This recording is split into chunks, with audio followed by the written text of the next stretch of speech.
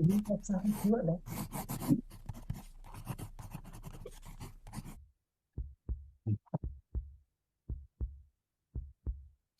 Ой, місяцю, місяченьку, срібнолиций стороженьку, що сторожеш ти, я сторожу цілу нічку, а й поле, ліс і річку, і сільські хати. Я сторожу цілу нічку, а й поле, ліс і річку, і сільські хати. Ой, місяцю, місяченьку, срібнолиций стороженьку, хто є в тих хатах, там сплять діти в постілочках, сон цілує їх по очках, мріють мрії в снах. Там сплять діти в постілочках, сон цілує їх по очках, мріють мрії в снах.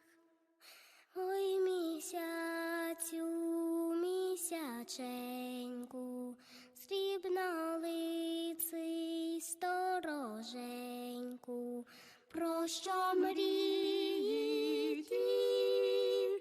Про край рідний, край єдиний, про майбутність України, снять діти малі. Про край рідний, край єдиний, про майбутність України, снять діти малі. Ой, місяцю, місяченьку, срібнолиций стороженьку, чи здійсняться сни, стануть діти підростати, Україні помагати, і здійсняться сни. Стануть діти підростати, Україні помагати, і здійсняться сни. Ой, місяцю.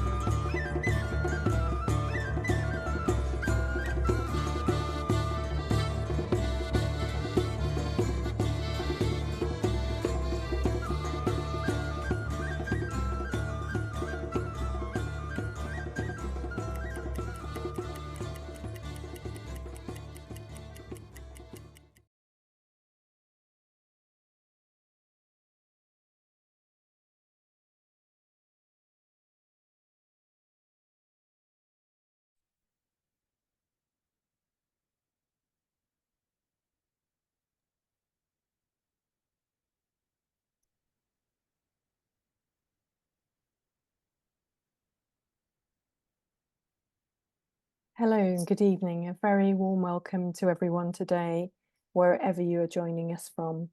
For webinar 15, The Wisdom of the Arts in Transforming Trauma. Thank you to Victoria Demchenko for organising this evening's slideshow. The artwork and the soundtrack together are very powerful and perfectly complement each other. We also thank Oksana Bilus for permission to use the slides, and Joseph Cox and Sanctus Media for technical assistance. If you didn't catch the slideshow, you can see it again in a few days' time when it will appear on the ARIS website. The slides and music introduce us to our theme this evening, using the arts in healing trauma. Now, please select the language channel that best suits you among the choices available today. This can be done through the global icon at the bottom right side of your screen, or the 3 dots, which when clicked on will show the choices. I'm Catherine Hines. I'm a member of the WUJ team. I'm hosting this webinar as Catherine Cox has had to step back from her role for the time being to be with her family. Please hold her and her family in your minds and hearts with love during this time. Because today's presentations are quite long, there will not be a live Q&A portion, but please do send any questions or comments in an email to us and we will pass them on to the speakers. Claire will put the email address in the chat now. And as always, the warmest of welcomes to our Ukrainian colleagues, both at home in Ukraine and around the world. Today is day 782 of the war, and sadly there seems to be no sign that hostilities will stop soon. It is so hard to hold on to any hope, and exhaustion is very deep in both body and soul, as it feels that the war will never end. But Ukraine is not defeated, and after even the darkest night, the dawn always comes. Events in the rest of the world are equally distressing and horrifying. So many people are living in terror and under the threat of erasure. The future seems very uncertain and often bleak. Sometimes it has seemed to me that the world is regressing. But then I thought about Jung's ideas about regression. Before a big change, patients often regress. Could something like this be happening on a collective level? I really hope so. Tonight's speakers are going to focus on the creative arts and their ability to help us transform our own pain and suffering. I myself have seen and felt the transformative power of the arts in the work I do with clients and in my own life. As we know, during war, many artworks are often destroyed or stolen, but war also generates an outpouring of creativity. The creative arts are a fundamental component of the human experience, reflecting the world and the time in which we live. They help us to understand our history, our culture, and our lives in a way that cannot be achieved otherwise. Jung understood the importance of the creative arts in therapy through his own personal experience in his confrontation with the unconscious. In the Red Book, he wrote and drew and painted his experiences, which helped him to process and externalize the sometimes very disturbing contents of his unconscious. Knowing how transformative this was, Jung encouraged his patients to write, draw, dance, and sculpt their own images. This makes the unconscious contents accessible to both analysand and analyst. And now I'm going to hand you over to our chair this evening, Dr. Eva Pattis, who is joining us from Argentina. Dr. Pattis is a clinical psychologist and Jungian analyst working with children and adults, and is the founder of the International Association of Expressive Sandwork, an organization that takes sandwork and expressive therapies to hard-to-reach communities. Dr. Pattis has visited Ukraine to offer sand tray sessions to those suffering trauma after the 2014 invasion. I read in her account of her work in Ukraine that 85% of the children who took part in sand tray work showed positive behavioral changes, proof, if we needed it, of the healing power of being able to express suffering through the medium of creativity. Dr. Pattis, over to you. Thank you very much for this introduction. While preparing for this webinar, I listened to the recordings of the previous ones, and I was struck again by the incredible containing and already transformative function of these webinars. So my heartfelt thanks go to this extraordinary team of dedicated persons. Listening to Ukrainian speakers, I think it's important for everybody who lives outside a war zone. Each time an Ukrainian voice shakes us and wakes us up from a sometimes naive perception of reality. When I was in Donbass, 2017, teaching expressive sound work, which is a psychosocial intervention method for children, the inhabitants of Slavyansk, Brokhovsk, Popasnaya insisted showing us the damages of the shelling, the craters, the broken houses. And I could feel that they were worried that we foreigners could not believe what they are telling us. So they told us again and again about the shootings and explosions. Now we know they were absolutely right. We Westerners had not taken the danger seriously enough at that time. Today we might be all in a similar situation. Therefore, we really need to listen to every single description of cruelty, death, and injustice in this war and in other wars. In my generation, war was safely confined in the past. I have been born in 1952 within a German-speaking minority population of northern Italy. World War II had ended, rebuilding had taken place, and the war and its consequences were absolutely not a topic in daily family discourses. The fathers, uncles, and friends who had managed to return from war were not able to talk about it. They kept the frozen silence of post-trauma. And there was also a collective denial taking place in this area, sometimes in very subtle and strange forms. I remember this from school. Each time in middle school and again in high school, when the history lessons were approaching the 20th century, it was always already very late in June at the end of the school year. So every time the teacher apologized in haste, there was no time to study World War II in detail.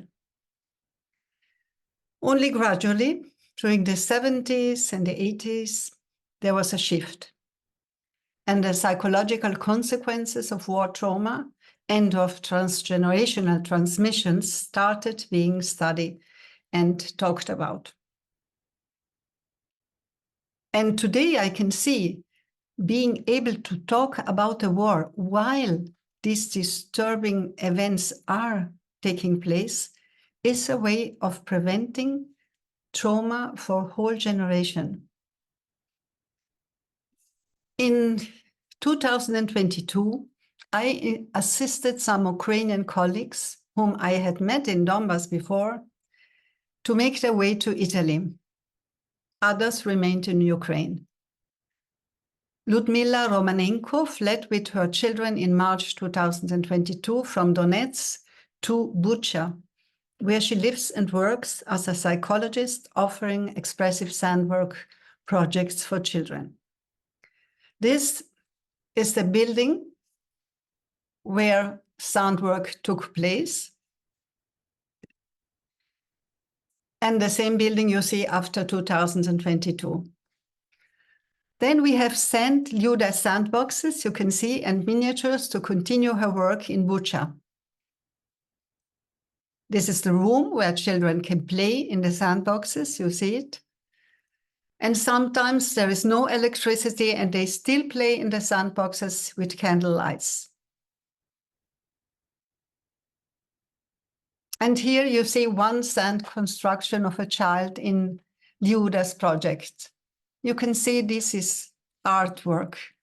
What the children do in their sandboxes is directly related to art and has a huge self-regulating effect on the children and also on the volunteers or psychologists who assist.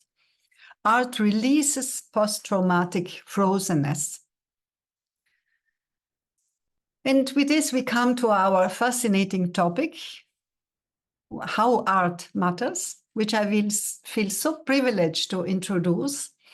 And I would like to begin to tell you what Jung says about the role of art. You can see it here. Thus, just as the one-sidedness of the individual conscious attitude is connected to reactions from the unconscious, so art represents a process of self-regulation in the life of nations and epochs. So he says self-regulation in the life of nations and epochs. Let us keep this in mind while we listen to our presentations. But before presenting our speakers, we will now dedicate 1 minute of silence to connect to all the loved ones. Please let your compassion go out to each single person who had experienced loss in this war, in Ukraine, and also during the last months in Israel and in Gaza. Let's keep the minute.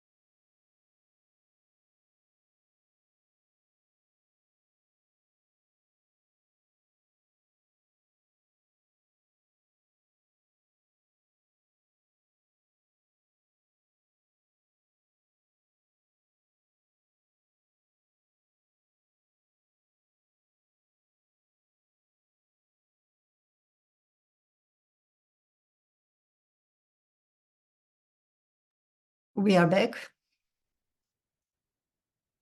Now I'm very glad to present you our speakers. Ursula Wirtz is a very well-known Jungian analyst of German origin and living in Switzerland.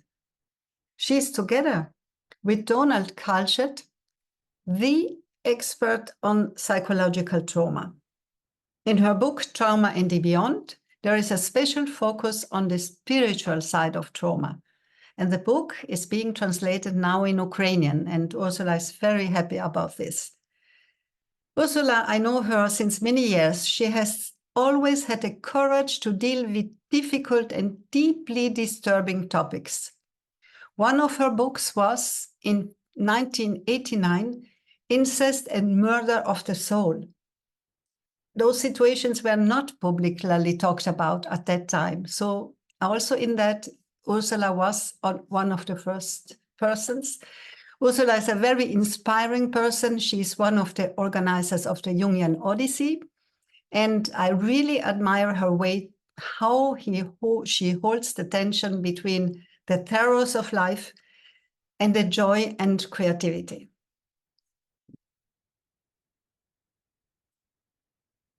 Thank you. Our Ukrainian speaker is Victoria. She is a psychologist from Kyiv. She has lived and worked in Miami, Florida for 12 years and continues her Ukrainian practice with clients. Her family lives in Ukraine, America, and Italy. After the full-scale Russian invasion, she worked with refugees online and organized the I Work for Donations initiative. She also has been supporting volunteer projects since the very beginning of the war in 2014. Victoria loves Japanese poetry's multiple meanings and she loves understatement. She feels good about American libraries and museums, but she misses Kiev theaters. While preparing this webinar, I could see her profound engagement, passion, and precision in whatever she does. Please, dear Victoria, the floor is yours.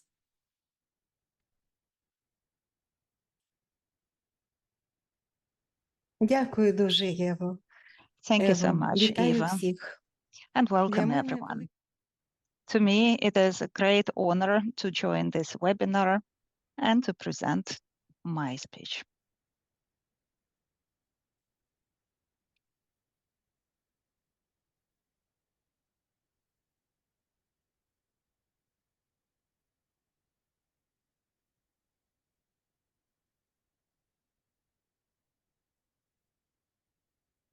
I see your deeds, O man.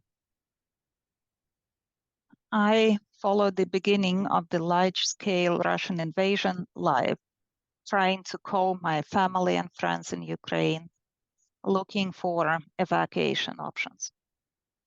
On the second day, I started writing letters to US senators about the strong resistance of Ukrainians and about the Russian methods of warfare, though history has never been silent about that.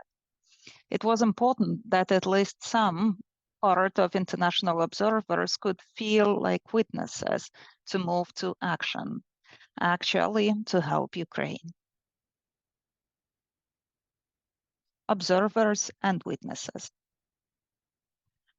The position of an observer looks neutral and impartial only at the first glance. In reality, refusing to confront evil, the evil means condoning it and legitimizing it. We must always take sides. Neutrality helps the oppressor, never the victim. Silence encourages the tormentor, never the tormented. Sometimes we must interfere. When human lives are endangered, when human dignity is in jeopardy, national borders and sensitivities become irrelevant. Elie Wiesel acceptance speech on the occasion of the award of the Nobel Peace Prize. Art has the power to evoke empathy and interest. It enables the neutral observer, passive and absorbed in daily problems, to feel involved and understand the context. Thus, the observer becomes a witness. Art leads us from emotions to self-reflections and feelings, encouraging us to define our attitude to what is happening and further to meanings and actions. The witness who takes the victim's side and moves into action becomes an active helper and rescuer. Art is transcendent. It evokes an emotional response regardless of space and time. It combines the archetypal and individual dimensions and ensures continuity between generations. Witnesses of time. Inna Pantelemonova, artist. I quote, I invite the viewer to engage in a dialogue with their inner self, which carries the communication codes between the past and future generations. When a person is aware of the movement of time, flow of time, they are simultaneously overwhelmed by the feeling of calm and anxiety, which makes them feel time with meaning, with senses, to be a mobile, active witness, not just a static observer. These series were created during the war. Art and collective trauma. On March 16, 2022, Russian military aircraft dropped 2 500-kilogram bombs on the building of Mariupol Drama Theater. The theater was a shelter for civilians who had lost their homes and for the children and babies after the bombing of the maternity hospital and the children's hospital. In front of the building and behind of the building, there were large inscriptions in Russian saying children, which were clearly visible on satellite images. According to the data provided by the Ukrainian Institute of National Memory and the Associated Press, about 600 civilians were killed. Sergei Savchenko's painting is a passionate call to vigilance, liberation from illusions, and an archetypal experience of horror in the face of mortal danger. All ruins are the same. Art is an intuitive prediction, a warning about the threat looming over the world and the dangers of self-soothing before a world war. Here is a symbolic image of trauma that turns the world upside down. It destroys connections and it turns ordered reality into chaos. Mariupol, Kharkiv, Coventry, Warsaw, Dresden, and Hiroshima. Call The Circle of Traumatization by Pavlo Horosnostayev. Russian war is a catastrophic event which catches more and more traumatized people. And they are conditionally divided into three parts. The first one is those who directly affected, the survivors and those who died. The second large group of witnesses, close relatives, friends of the victims and the survivors, and then the whole Ukrainian society. The third group is global groups that support Ukraine. Art is able to move across boundaries between these groups, and it unites Ukraine with the world. Because cinema forms memories, and memories in turn form history. In March 2024, a film, 20 Days in Mariupol, directed by Mstislav Chernov, won the Academy Award for the Best Feature Documentary. I cannot change history. I cannot change the past. But we all together, we can make sure that the history is set straight and that the truth prevails, and that the people of Mariupol and those who have given their lives are never forgotten. Because cinema forms memories and memories form history. This is what Mstislav Chernov said while receiving the Oscar in Los Angeles. Recognition of trauma by larger and external groups means expanding the territory of trauma. It seems to be distributed among a larger number of subjects, and it weakens the impact of trauma on the traumatized group, and this can become the beginning of healing. Mstislav Chernov said, I hope that the world will see that these 20 days are how Ukrainians experience every day of this decade-long war, and that nothing is over. There is a pattern. Escalating the scale of the aggressor's crimes leads to a change in perception and in evaluation. The global group is becoming less sensitive and almost stops to notice the large-scale war crimes of the Russians. In addition, larger groups may fail to recognize the trauma of the smaller group to the point of complete denial because it allows them to calm down, to feel relief, and to reduce their trauma. Nothing is over. The film 20 Days in Mariupol was cut out from the abridged international television version for distribution among global Oscar licensees. As a result, the territory of trauma is narrowing, the trauma is being isolated, and the collective trauma of Ukrainians intensifies. After the appeal from the Public Broadcasting and the National Council of Ukraine on television and radio broadcasting, the American Film Academy returned the award ceremony for 20 Days of Mariupol and the speech of its director. The trauma of war has once again become shared by the global groups that support Ukrainians, and this is weakening it for Ukraine. Mariupol is a symbol of Russia's inhuman cruelty, and at the same time is a symbol of our hope that we will return, we will liberate, we will restore justice, and we will rebuild our country. Creative processing of the war trauma. The trauma alienates us from ourselves. It fragments our memories, it disrupts the continuum of life, and it blocks the ability to symbolize. The image, on the other hand, is holistic. It restores communication with ourselves. It builds a bridge to people. It organizes thoughts and perception of reality. The image is perceived all at once.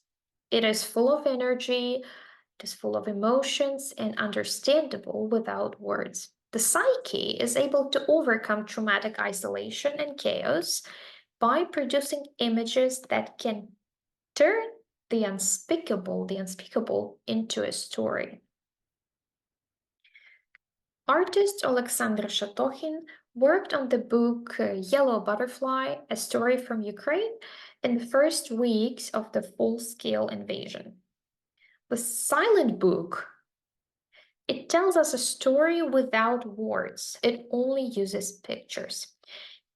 The words of Ukrainian poet Lesya Ukrainka started the story. No, I am alive. I will live eternally. I have in the heart something that cannot die. We will look through a couple of pages of this book. Isolation, ineffable numbness, re-traumatization. The image says the beginning of communication. The butterfly as a guide, transition to activity, meeting with reality, return of memory, awareness of feelings, mourning and anger, self, archetypal energy, transformation, ability to withstand opposites, the reality of war and the possibility of life, time, transcendence, memory, history, hope, affirmation of identity. To the extent that I managed to translate the emotions into images, that is to say, to find the images which were concealed in the emotions, I was inwardly calmed and reassured. Had I left those images hidden in the emotions, I might have been torn to pieces by them. Carl Gustav Jung. Self-reflection and meaning. Igor Kozlovsky is a scholar, historian, and theologian.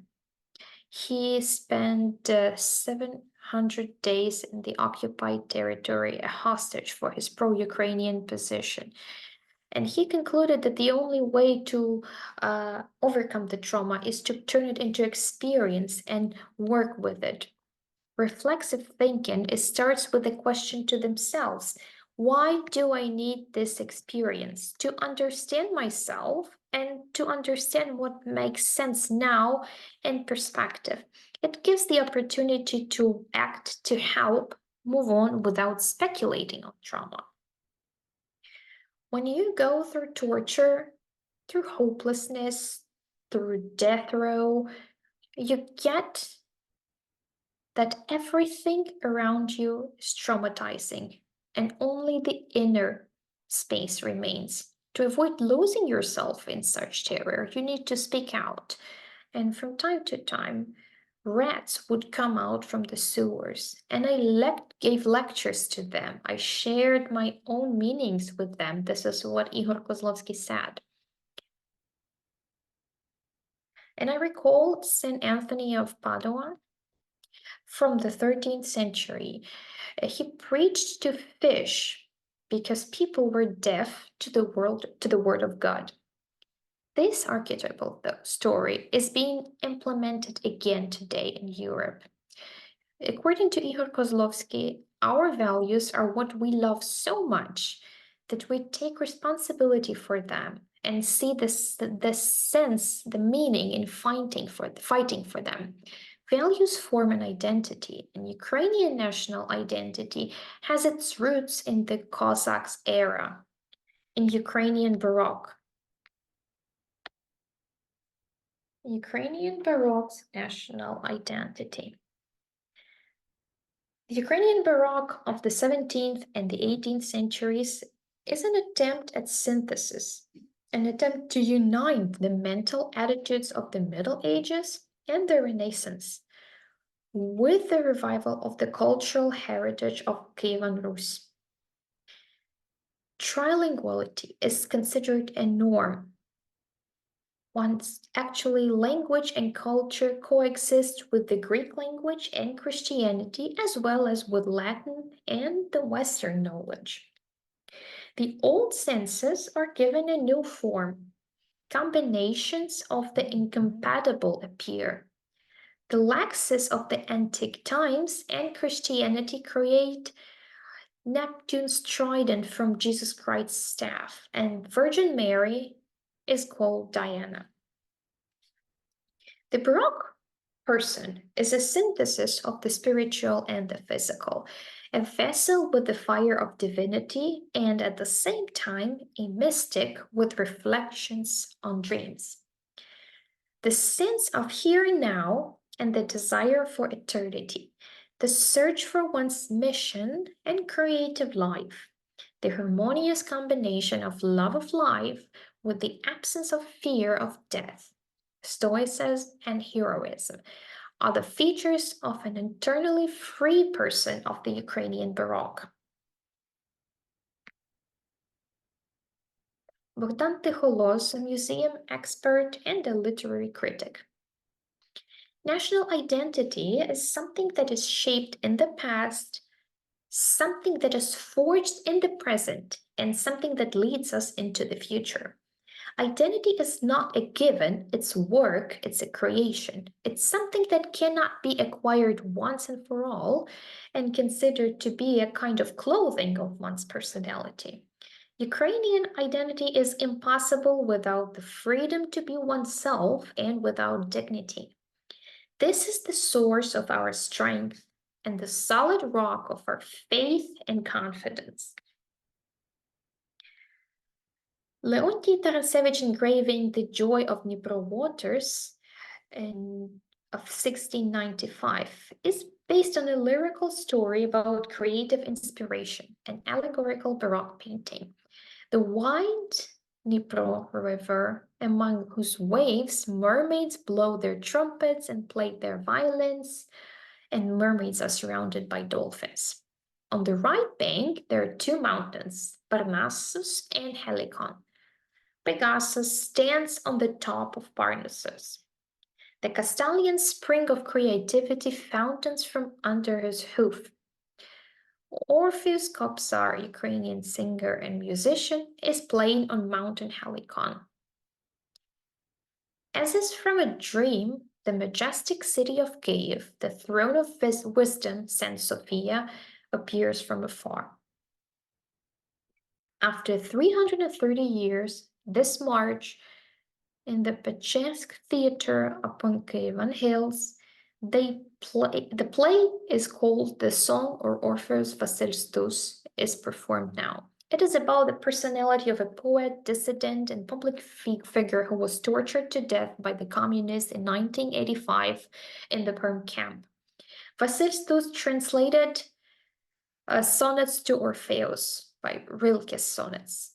he called his wife Eurydice. The approachment of myth and history has become more evident in the time of change. The theater's motto is also made in Baroque style of uniting the opposites, a little theater with great ambitions. Transformation of the picture of the world. The creative processing of trauma turns it into history, and through works of art, turns it into mythology. This is how the picture of the world is transformed. Trauma acquires new qualities, and it becomes a source of development and a source of new meanings. Here's an example of creative processing of the trauma associated with the Russian occupation of Crimea in the spring of 2014. A Vase by Gunya project. A composition with mermaids against the backdrop of Crimean Bear Mountain is inspired by the already familiar engraving The Joy of the Dnipro Winter by Leontiy Teresevich. One of the mermaids showed Chernobyl's trident. The trident is the Ukrainian national emblem and the gesture with which Ukrainians greeted independence in 1991.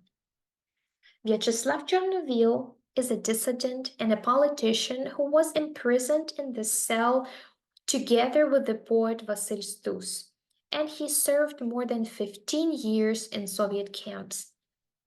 The shape of the vase imitates the Trypillian pear-shaped vessel.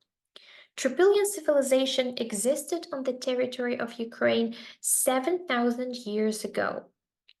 The ornament of black and white rhombuses represents the eternal struggle and unity of opposing principles. The rhombuses on the grain storage dishes also symbolize a field sown with grain and the fullness of life. The anthropomorphic grain reflects a trinity, a holistic view of the vertical structure of the universe. The lower tier represents the earth, the middle one represents the air, and the upper one represents the sky. It shows the dynamics of the eternal circle of life, death, and resurrection. Rain falls from the sky, grains and fruits sprout, and their seeds, buried in the ground, will sprout again in the spring with new shoots and hope. Grigory Skovroda, symbolism and transcendence. Sometimes it seems to me that the Ukrainian philosopher and poet Grigory Skovroda was not merely a philosopher, but also one of the first Ukrainian Jungians. In the 18th century, he created the doctrine of three worlds: the great macrocosm, or the universal world, the microcosm, or the human being, and the symbolic world, which simultaneously combines the inner and outer worlds, the world of the Bible. Each world combines the visible and the invisible. The soul is likened to a grain or a seed, and knowledge is linked to catching birds. The world tried to catch me, but it never did. Skovroda knew that the secret of happiness is freedom, cognition of the world and oneself in this world, and the kindred work for which a person was born. A person also needs a second birth, transformation. One should see the duality everywhere, even in the Bible. Without the shadow, nothing internal, independent, or infinite can exist.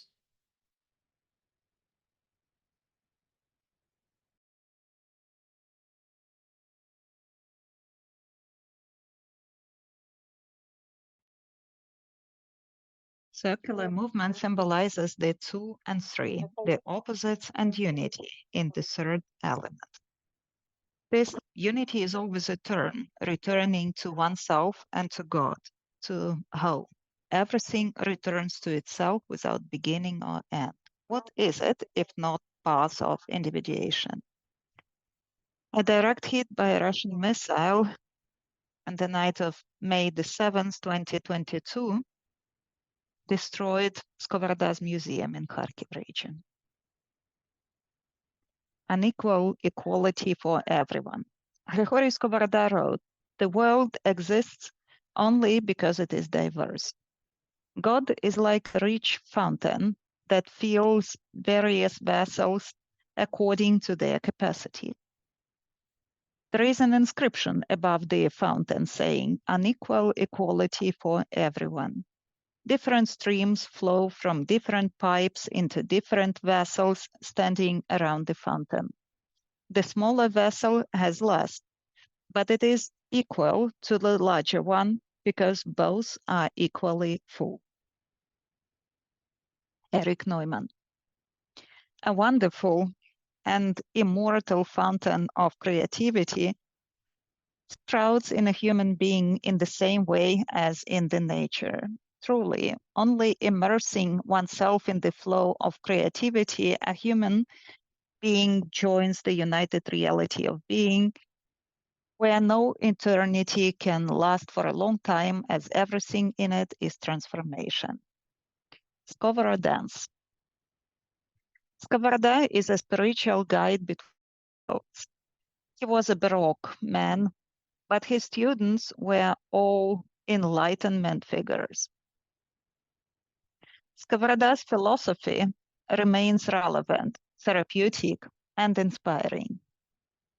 The meta-modern position in his work resonates with our time. His poems have been attributed a new sound in Skovoroda's reggae project. To show how natural the 18th century poems sound today, especially when we talk about inexhaustibility of love and indestructibility of God's plan. Skovoroda is about roots and waters, which are mutually bonded and inspired, quoted from writer and musician Serhiy Zhadan. Nicolas Bourriot. Art is a form to resist death. What can a human counter opposed to the horror of the war, affirming identity and discovery of the meaning? The creative instinct is inherent in every person, and it finds its expression in artistic form and psychological creativity, in the ability to create oneself, despite the rapidly developing convergence of history and the myth of the apocalypse. And that gives me hope that the trauma of war will not be dissociated, frozen in silence or denial, but that it can be transformed through all possible forms of artistic creation. Because this underground Baroque puts up resistance and blooms wildly even in the ruins. This is Yuri Andruchovich, and glory to Ukraine, friends. And now I suggest that we listen to a song from Skovoroda Dance Project.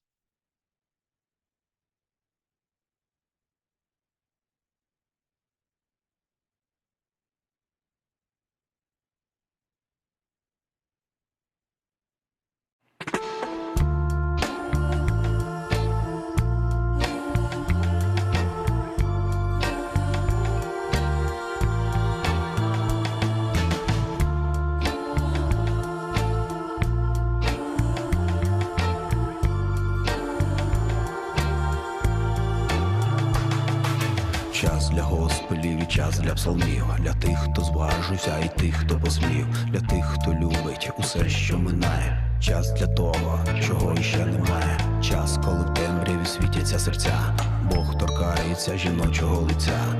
Бог трактується тривожно й однобоко. Це тепле світло українського бароко. Темна ніч, глибока вода, до міста вертається Сковорода. Це нашої любові глибока руда. Наша свобода, наша біда, ранні світанки, перші холоди, ріки течуть невідомо куди, і ти говориш духові води, я хочу на той берег переведи.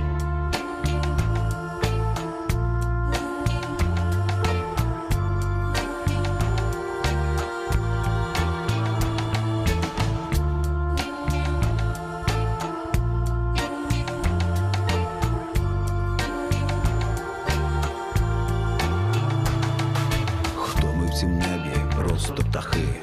Господь нас любить за наші гріхи. Господь нас любить за те, що ми є. Він любить і далі робить своє. І доки в місті росте трава, ми звучимо, як Господні слова, і лунають госпели сковороди. Нам треба на той берег, переведи. Темна ніч, глибока вода, до міста вертається сковорода. Це нашої любові глибока руда, наша свобода, наша біда. Ранні світанки, перші холоди, ріки течуть невідомо куди. І ти говориш духові води, я хочу на той берег, переведи.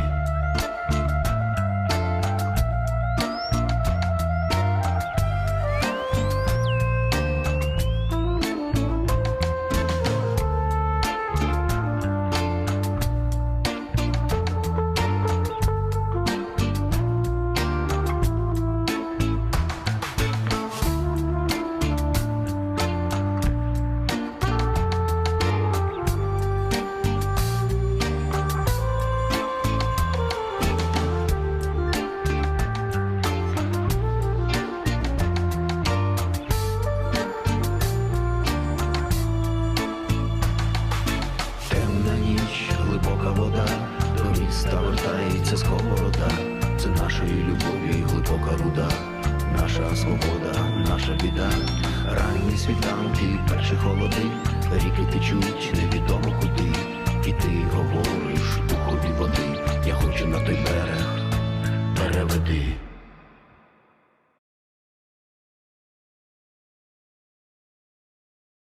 And now I would like to pass the floor to Ursula Wirtz.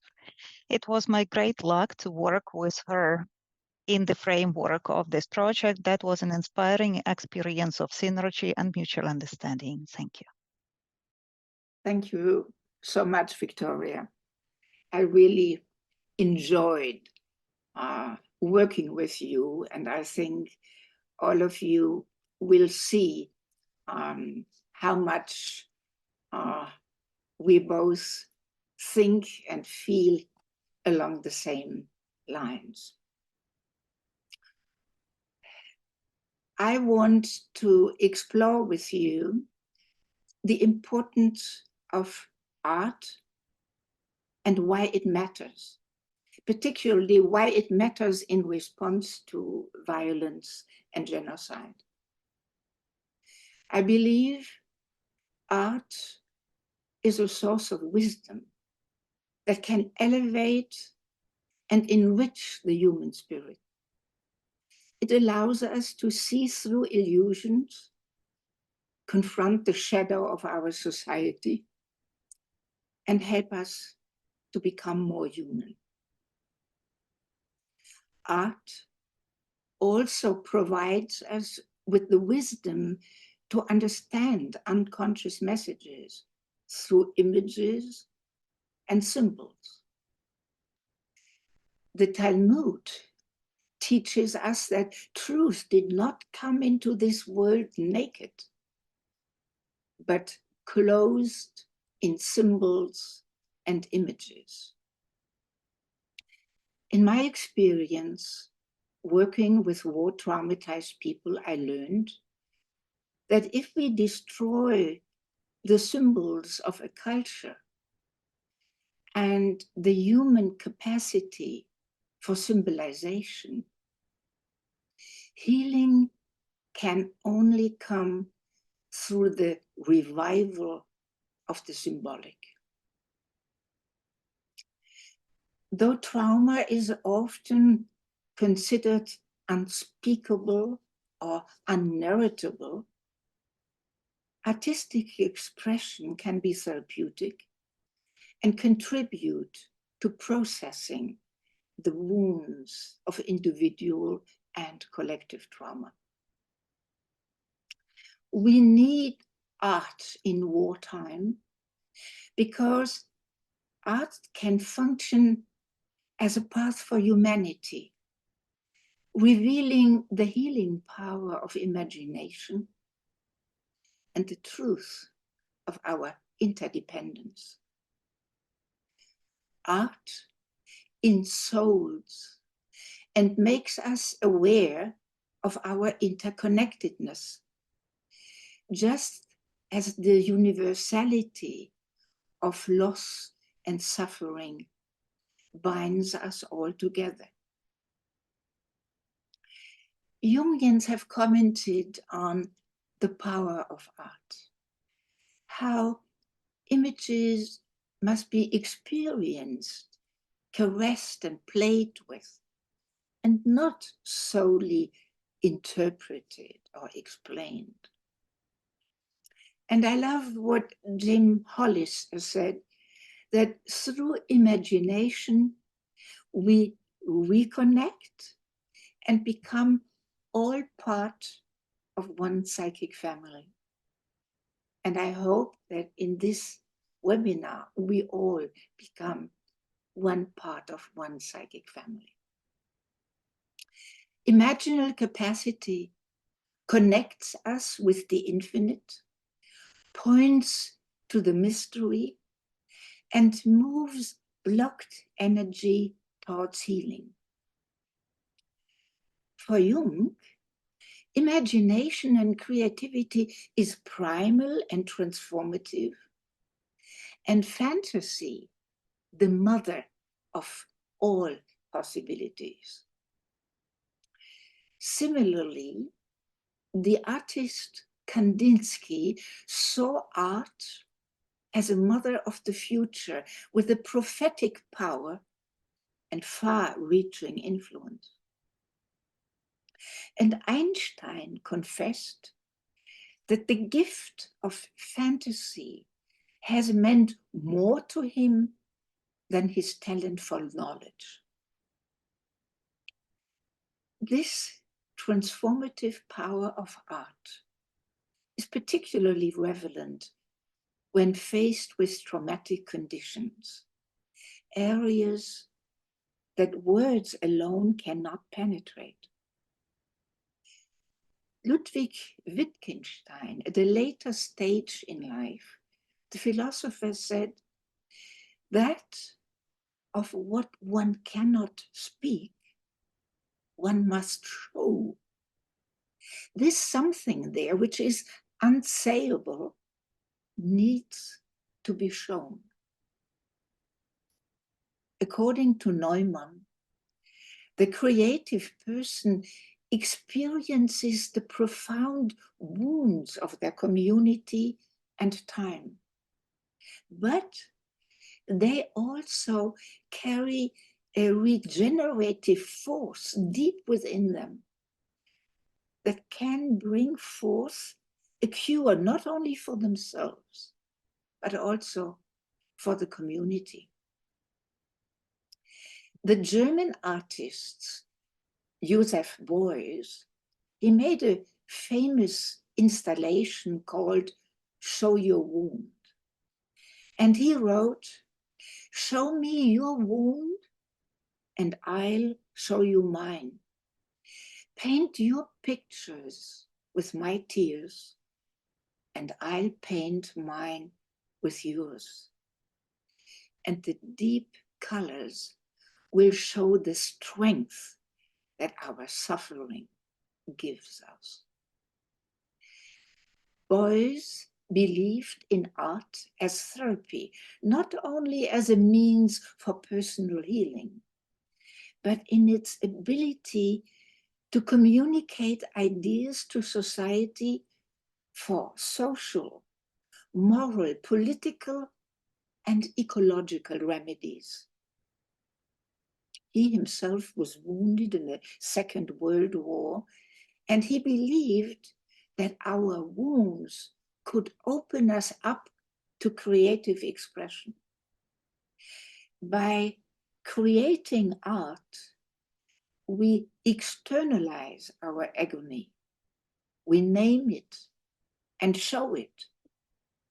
And this is how experiences become manageable and transformed. We regain agency and feel empowered. Art makes visible the spirit of the time and offers a glimpse into the spirit of the depth.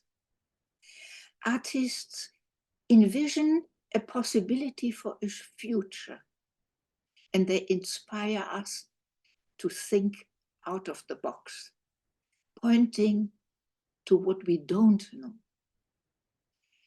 They help us to tap into liminal space of imaginal creativity, bringing about transformation, a deeper sense of meaning, and a connection to all humanity.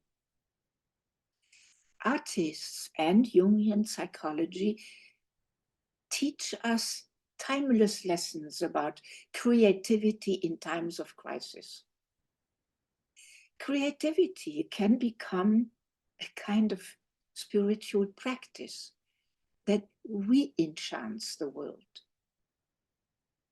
This practice nurtures the sacredness of everything that is threatened by violence and destruction.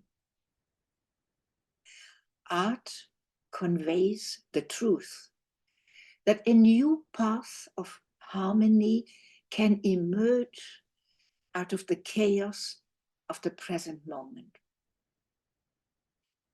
The wisdom of art provides the message: life will reorganize itself, renew itself, and find pathways to survival. Creativity mediates and helps to master trauma, representing a shield against dehumanization. Whenever the ego is pushed into a descent into the abyss, confronted with the void of the unspeakable and unthinkable, a process of dying and becoming may also emerge.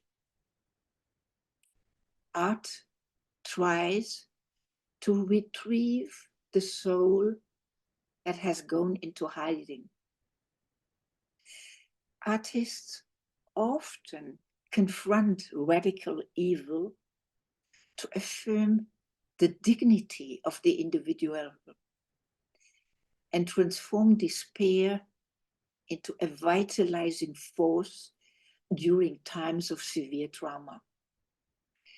Through the communication of images, art can overcome our alienation from ourselves and the world and embrace paradox. As the author Albert Camus expressed in his writing, amid hate, it seemed to me that in the depths of me there was an invincible love. That despite everything, in the middle of this winter, there was inside of me an invincible summer. Because no matter how hard the world pushes against me, there is something better for me pushing back. At the start of the Venice Biennale, your president, Zelensky, appealed to filmmakers and artists: support this fight with your art. He encouraged filmmakers and artists to push back. He said, there is no tyranny that would not try to restrict art, because they can recognize the power of art. Art can communicate things to the world that cannot be communicated otherwise. Art cannot stay out of politics. Art cannot remain indifferent, because in silence, the voice of evil only becomes louder and more convincing. Being of German origin, I recall the German resistance movement by artists against the Nazi regime, a response to the German fascism degenerative art exhibition. We have testimonies of artists who, using art, dared to make their utmost human and political statement, despite having been tortured.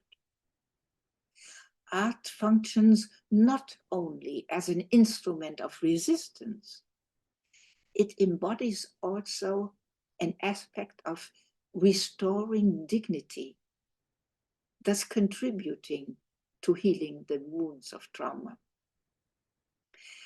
I want to show you some examples how artists amplify the trauma of war. You see here a painting of Peter Paul Rubens, 1610, The Massacre of the Innocents. And I will then show you a series of prints from Francisco de Goya.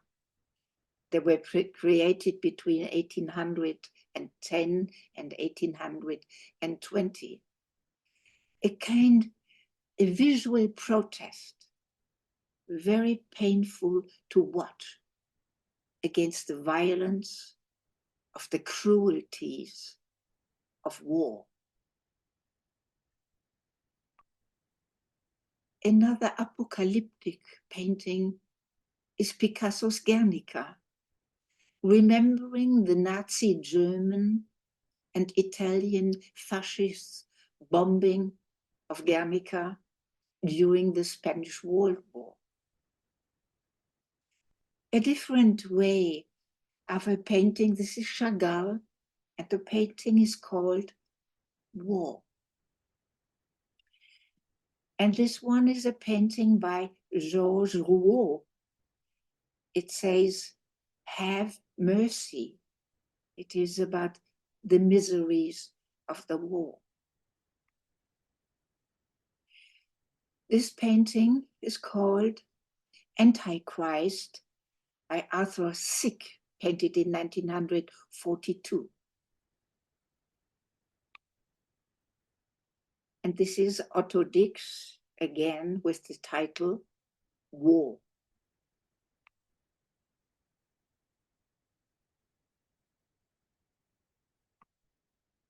This is a painting by George Gross called Gray Day. And here you see Schlichter, the man who had been tortured. And this painting is called Blind Power, an allegory of destruction. Artists, activists, artists can be subversive, stressing the subjectivity of the person and helping them to reclaim their subjectivity. They force us to think, to revolt, to ask questions, to not become bystanders. This is also the reason that their voices are easily suffocated. They live a life at risk because their art is transforming. Hela Amar, for example, a lawyer and visual artist, challenges injustices and the dire situations of prisons in Tunisia, thus giving a voice to the voiceless. Artists at Risk is also a platform for artists whose freedom and lives are at risk because of their role in addressing collective traumata. I think of the prohibition of solo performances for women singers in Iran, or of the songwriter Xu Li, who was tortured and convicted in China because of his texts. Increasingly, artists are addressing human rights violations in their works. refugee artists like Ai Weiwei speak in the universal dialects of the creative across cultural boundaries. The title is The Law of the Journey. Facing the refugee crisis and being himself a refugee, his art pays a powerful tribute to humankind's eternal desire for home and a sense of belonging. A similar theme of African migrants stranded in a small boat by Daniel Richter-Tarifa. Many artists claim a social mission and responsibility because they feel the potential to be a driver of social change. Sometimes artists create because they feel a sublime madness in their soul, a passionate drive they cannot resist to show the truth and confront. Art and the movement of human rights foster the idea that the capacity to tolerate the truth about oneself and the world is essential to an awakened consciousness. For Jung, art represents, as Eva has shown, a process of self-regulation in the life of nations and epochs, a healing function for the collective, transforming national, transnational, and colonial politics. Albert Einstein also believed that artistic creations raise the human mind above personal and national aims of a selfish character. Art envisions the possibility for a future by working through, mourning, acting out, truth-telling, and creating meaning. In art, suffering and consolation can find its voice, said Theodor Adorno. I think of the art of Käthe Kollwitz, a German artist whose work is a very moving example of translating suffering into woodcuts or sculpting. She had lost her son in the war, and creating art became a way of surviving the pain of loss, a cathartic experience, like medicine for the aching soul.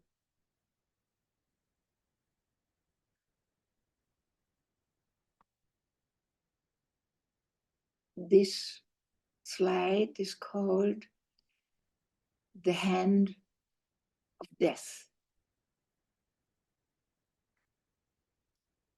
And this one is called The Survivors. And it was a poster for Anti-War Day. Käthe Kollwitz tried to warn against war, against oppression and suffering. And one of her most famous works is a poster that bears witness to a political statement of resistance. Nie wieder Krieg, never again war. And it was made in 1924. And here we are again, in the midst of war. The symbol of the clenched fist has been a symbol of solidarity as early as 1917. This shows an image where the workers of the world are uniting their arms and creating one giant fist, which represents solidarity and unity. And this slide, called All Power to the People, it was done by the Black Panther Party. They were reaching out to African American communities through works of art. Solidarity symbolism, employed again by the raised fist. Memorials are another variation on the topic of never forget. This is a memorial in memory of the victims of the Nazi regime at the airport in Vienna by the artist Arik Brauer. The sculpture stands framed between two brick portals modeled on those at the entrance to the Mauthausen concentration camp. The posture of the arms, in combination with the propeller, is reminiscent of the Christian depiction of Jesus carrying his cross. Vienna was also the site of an exhibition that was part of a campaign, an anti-fascist campaign entitled Niemals vergessen, Never Forget, a series of post stamps released in 1946. Artists want to make historical violence visible and counteract the tendency for violence to be forgotten or ignored. Through truth-telling, in resistance to dominant authoritarian ideologies, works of art can bring about social change by challenging our understanding what it means to be human. This is a painting of Seja Stoica, a Roma, a gypsy, a Holocaust survivor from Auschwitz and Bergen-Belsen. And it says in her art and in her autobiography, "Forget us not."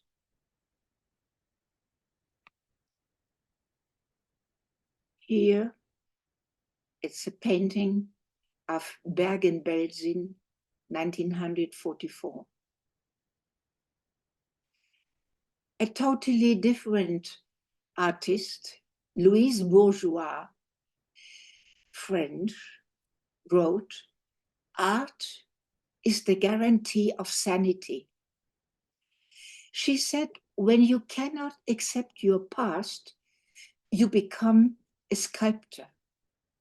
And her sculptures very often address sexual trauma. This here is one of her penis installations. Now I want to move to Southeast Asian art and show how these artists responded to torture and oppression, how they transcended prison walls through art. Hai Tin Lin, a dissident from Yangon, Myanmar, after spending 6 years in prison, created this installation, a show of hands, featuring hundreds of white plaster casts of raised right hands, each one commemorating a political prisoner like himself. Art can transform and enhance the social fabric of a society, seeing things from a different perspective, stimulating our minds and moving our hearts. In his Nobel Prize acceptance speech, Saul Bellow said, only art penetrates the apparent realities of this world. There is another reality, the true one which we fail to notice. This other reality is always sending us clues which we cannot perceive without art. I resonate with the concept of artist as a virus by philosopher Elena Petrovskaya. In this concept, artists become activists who infect the system and trigger transformation. Art has become a new virus that infects societies because they assist us in confronting what we collectively choose to ignore. This Belgian artist, Koen van Mechelen, has created a sculpture for the Global Campus of Human Rights in Venice, and it is called Collective Memory. It is the figure of a child sitting on an encyclopedia of human rights. Artists have created monuments of remembrance for those who have been murdered, but also for those who disappeared or were forcefully adopted. And I think of the people in your country. This is a monument of remembrance in the Jardin des Disparus. The artist, Anne Blanchett, who created this artwork, created a place for sorrow to be expressed and a place for action.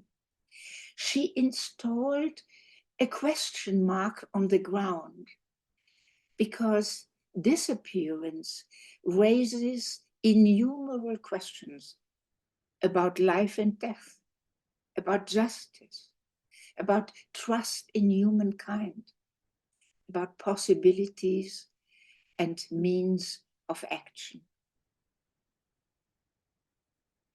This is a slide of the Alabama Freedom Monument to remember enslaved Africans.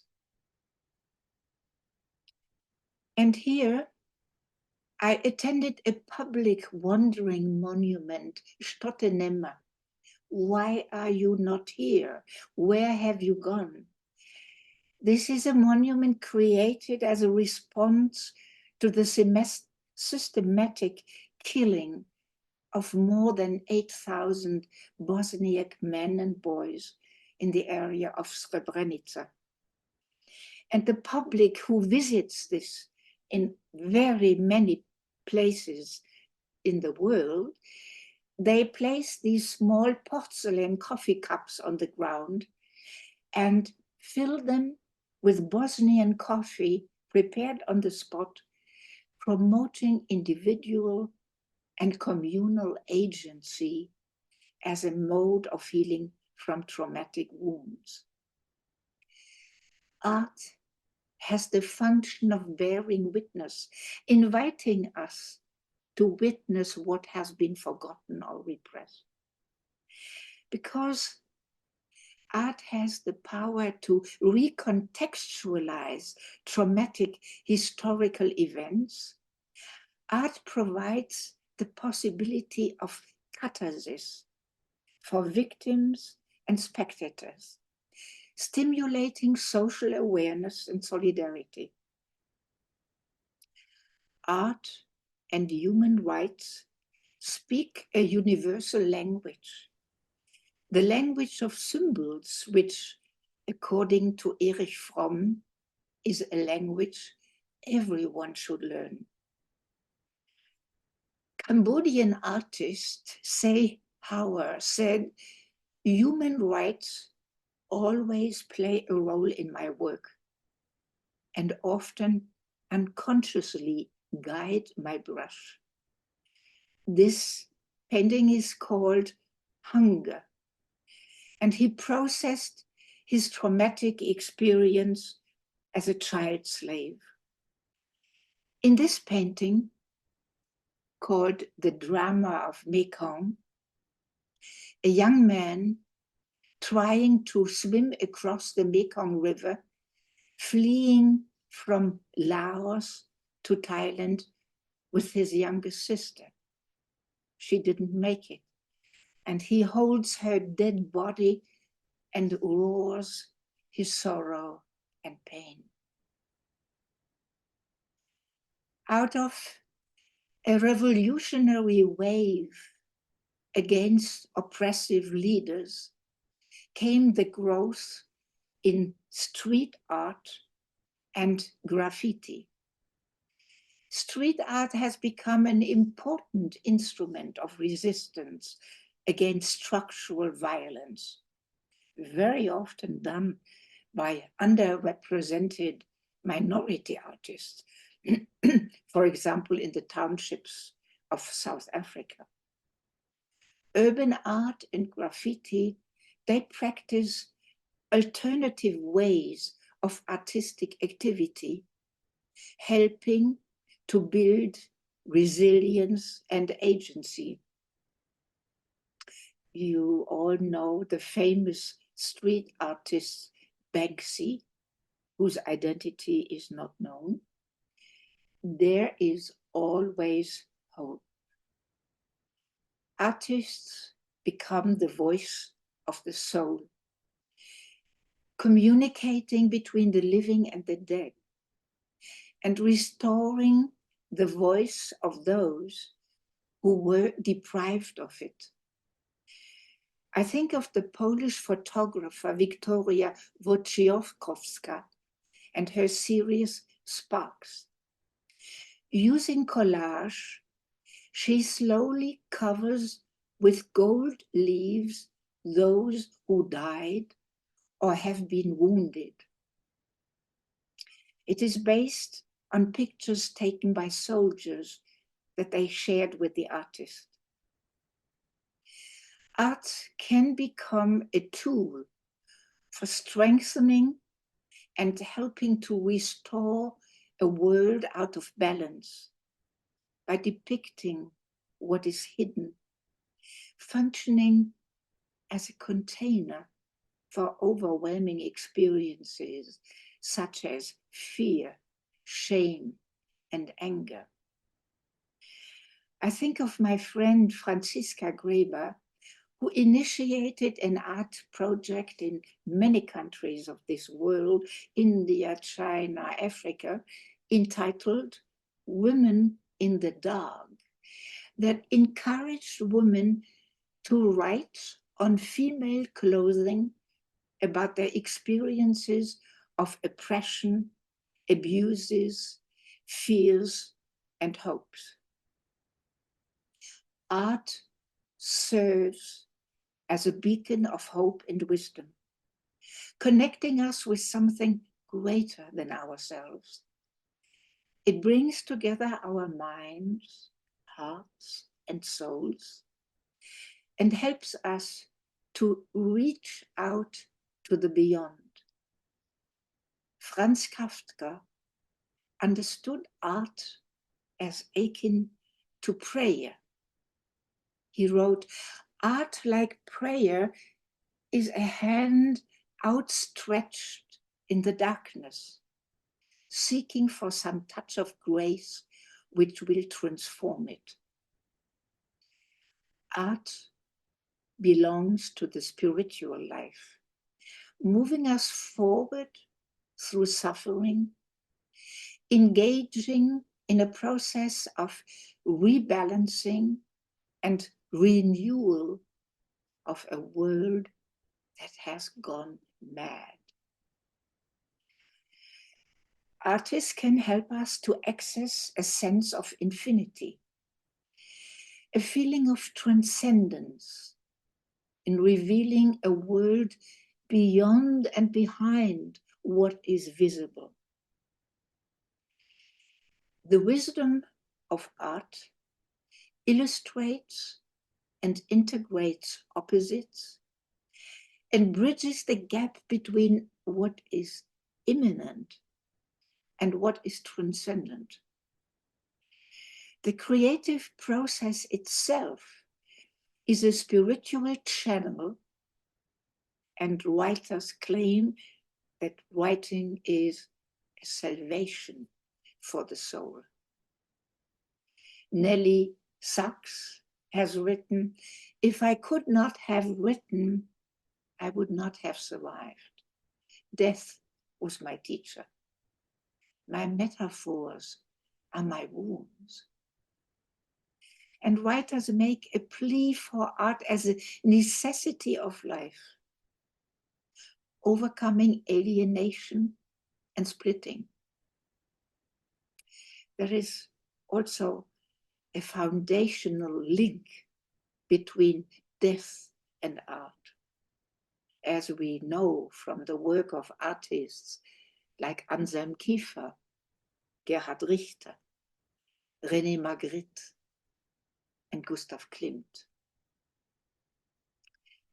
The art of filmmaking has also a great symbolic potential, as Victoria has shown, expressing individual and collective suffering, but also strength, resilience, and humanity.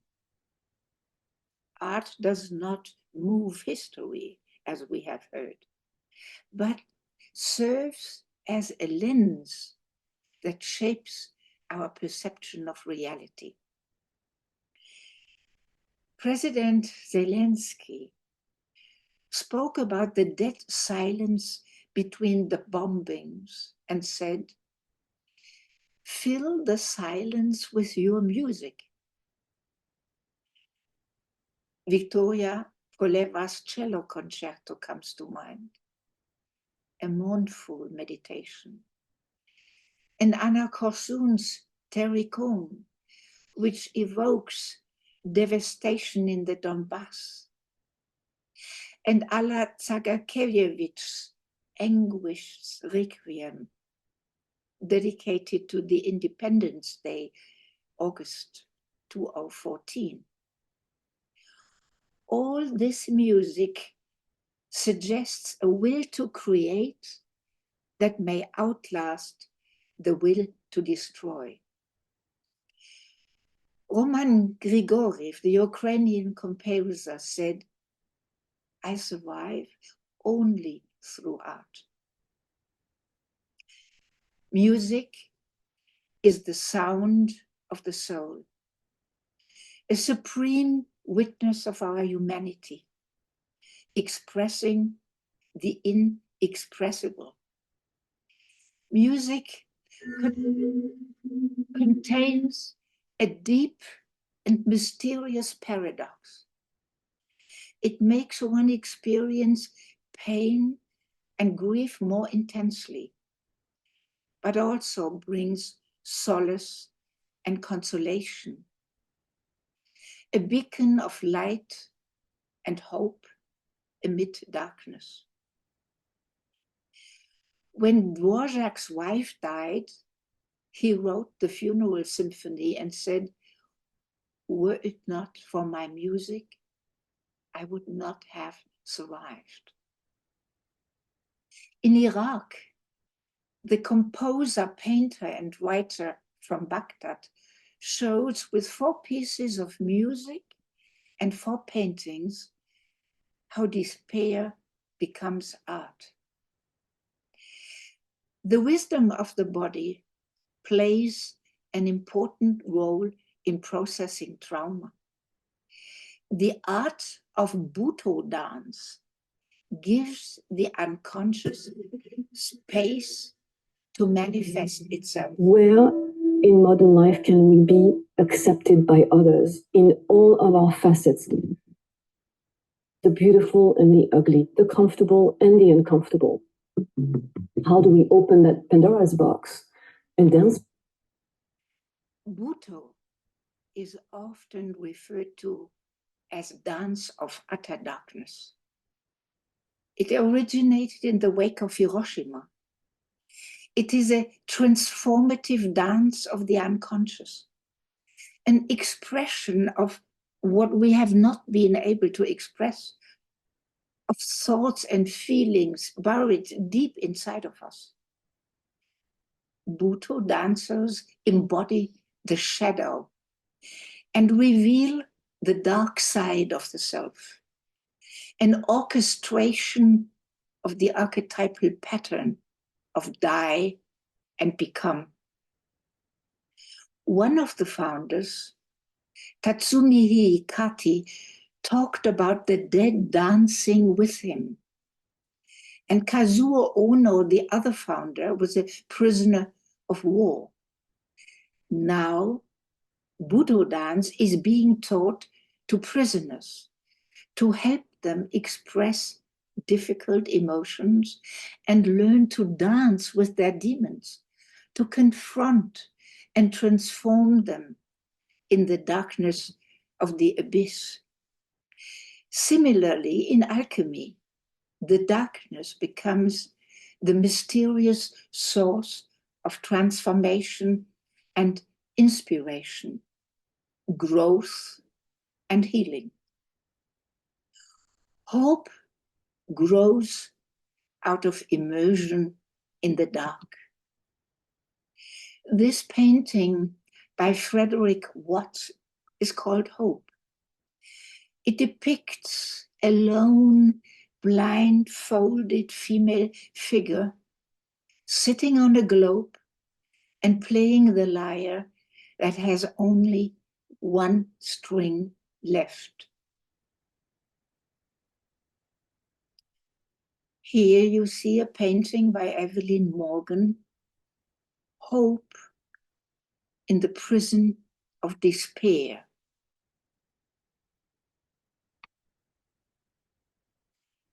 We know from Pandora's box, when she opened the lid, despair escapes, leaving behind hope because she closed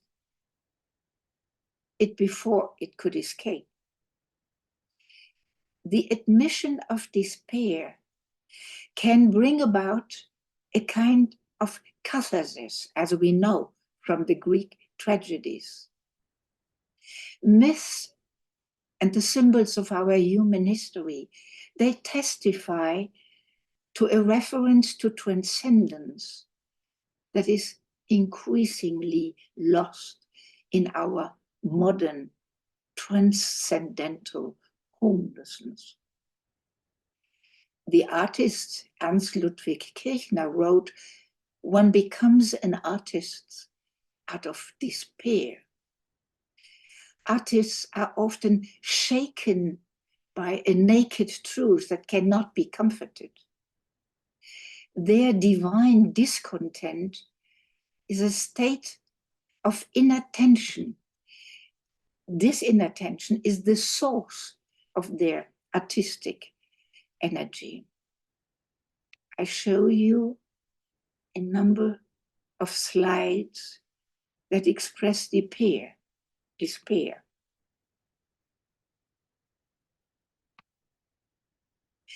But art functions also as a creative medium that awakens hope.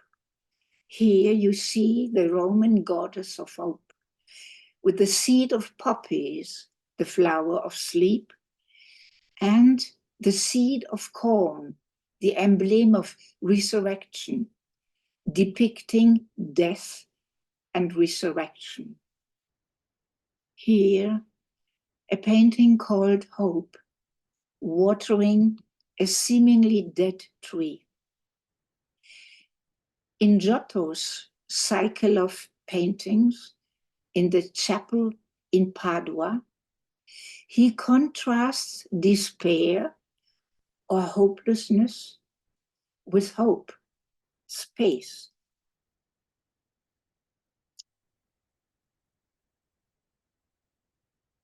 Václav Havel's statement on hope has been particularly important to me. I often worked in Czech Republic, and my trauma book is also translated into Czech. Hope is not the conviction that something will turn out well, but the certainty that something has meaning no matter how it turns out. For Jung, as we all know, the cause of neurotic disorders is the loss of hope and meaning, the thwarted creative fire. And I like this quote from Rebecca Solnit. To hope is to surrender to the future.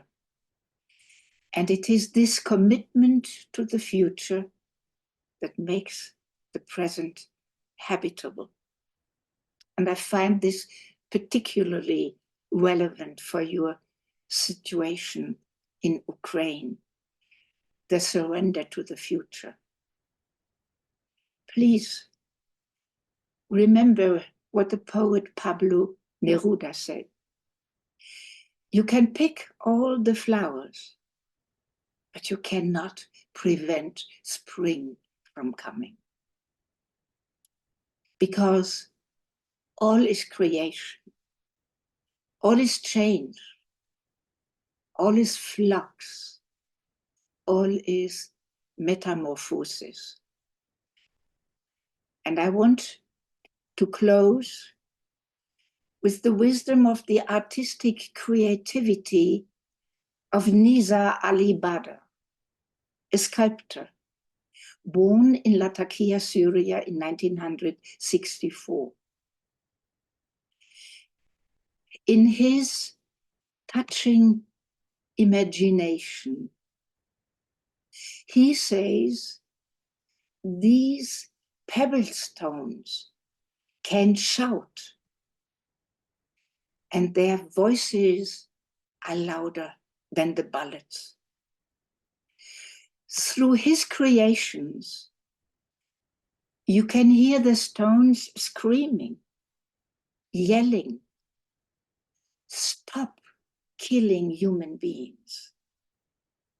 Stop the destruction. Do not abandon your humanity. I believe we are all called by our shared humanity and wisdom to work tirelessly, like the artist, to transform the trauma and serve the values of human rights, justice, dignity, and love. Thank you.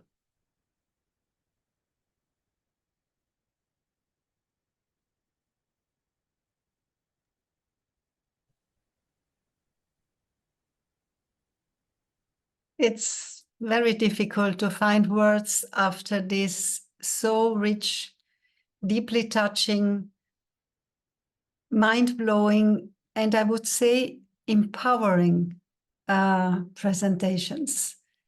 This is really what is left with us, that its art is empowering. Thank you very, very much.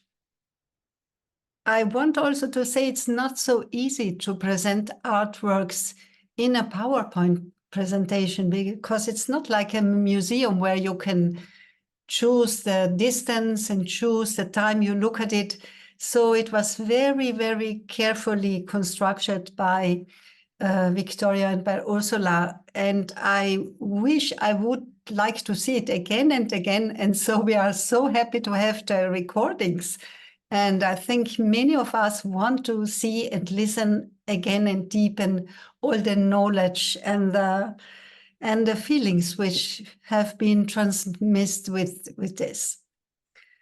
especially one sentence stayed with me, which is, through art, the observer will not remain only an observer, but she becomes a witness. I would bring this thought even further, because in front of a work of art, it's not that only we look at the art. We, as human beings, are also seen and watched by the artwork itself. So, because the artwork is the very essence similar to a living being, and that's why the true artwork is always challenging our life, ourselves. The Austrian poet Rainer Maria Rilke said this in his very famous poem when he was looking at the absolute beauty of the Apollo statue, sculpture. He said in one sentence in this poem, "You need to change your life." This is what the art does to you. You need to change your life. As witness, we cannot remain neutral anymore. Both presentations, Ursula's and Victoria's, ended with hope. And this was really, really relieving for all we have seen and where we exposed to. I would like to quote a very well-known contemporary historian of Ukraine, Timothy Snyder. When he was asked if he had a message of hope, he answered, "History comes about when we acknowledge how things really are." That's a little different than hope, but it's also absolutely important. And Ursula and Victoria have shown us with their presentations how things really are in the world outside and inside in the human souls. Thank you very much again.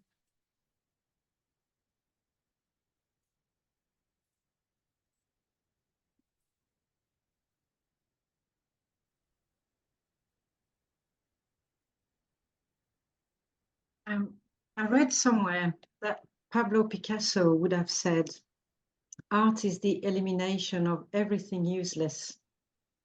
And after today's talk, art seems indeed very useful. And beyond the eloquence of both Ursula Wirtz and Victoria Demchenko stands the power of the images that can reveal and release past, present, and future. If we look at the past, as every month and in every correspondence from WUJ, we have reminded everyone that all donations go to paying the Ukrainian interpreters and to our colleagues in financial difficulties. For all those of you who have donated for each webinar they attended or each recording they have watched, I know I can talk on behalf of our Ukrainian colleagues to express their deepest gratitude. If we look at the present, the war seems nowhere near ending. Ukrainians continue to be killed, and artists continue to make art in paintings and songs and videos that is hopefully transforming the trauma of war repeated daily. From us at WUJ, we are coming to the end of a penultimate webinar. This is one of the last chances to dig into your pockets and bank accounts and donate generously. The money received will be donated in the early summer. If we look into the future, we may look back to these donations that made it harder for you and your family that month. Yet, I would be inclined to think that looking back, you would donate again. Because if donating feels painful at that time, this pain fades, unlike the emotional and physical scars of living through war. The link will be shared in the chat in just a moment. Please click on it now for the website to be opened and ready once the webinar ends. Thank you.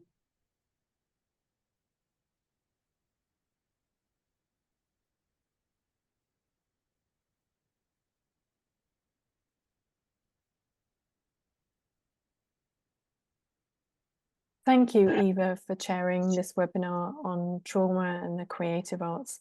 Thank you so much, Ursula and Victoria, for such a rich, powerful and deeply moving presentations. The arts truly do make the unsayable experiential and the unbearable bearable. The next webinar on the 21st of May will sadly be our last, at least for the moment. We have a very special webinar to conclude the series. Murray Stein will be talking about the Red Book and Black Books, and he will dwell in particular on the wisdom in them for our current situation. And then Ursula Wirtz will guide us in an act of imagination to help us source our own wisdom. And the presidents of the 2 Ukrainian Jungian associations will also speak to us. Look out for further mailings for further details. I'd like to thank all our wonderful interpreters, to Sanctus Media, Claire Michaud, Joseph Cox, Marilyn Matthew, and all the WUJ team. A big thank you to everyone here for joining us today. And so we must come to an end. We pray that all of you in Ukraine and other places suffering strife stay safe in the month ahead, and your families also. May there be a real progress towards a peace that will last. And finally, we'd like to invite you to stay just a couple of minutes more as we play the prayer for Ukraine. See you again in May.